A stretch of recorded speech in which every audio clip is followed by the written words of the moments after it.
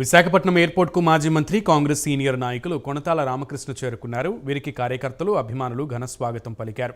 ఇక అనకాపల్లిలో ఈ నెల 21న జరిగే సమావేశంలో తన నిర్ణయాన్ని చెప్తానని కొనతాల అన్నారు.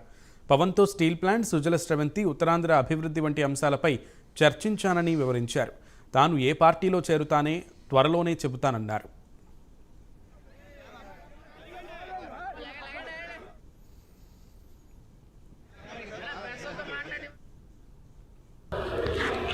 పవన్ కళ్యాణ్ గారిని కలవడం జరిగింది. వారితో వివిధ విషయాల మీద చర్చలు కూడా జరపడం జరిగింది. వారితో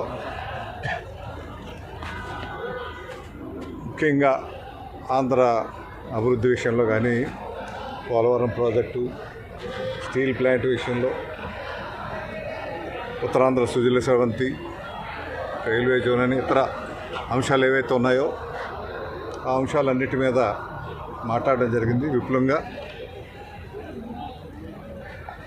ఇవన్నీ కూడా మా శ్రేయోభిలాషులతో, మా సోదరులతో, ఎవరైతే శ్రేయోభిలాష సోదరులు ఎవరైతే ఉన్నారో వాళ్ళందరితో మాట్లాడి, మిత్రులతో అందరితో మాట్లాడి రేపు ఆదివారం 21వ తారీఖున ఉదయం 10 గంటలకు అనకాపల్లిలో ఒక సమావేశం ఏర్పాటు చేయడం జరిగింది.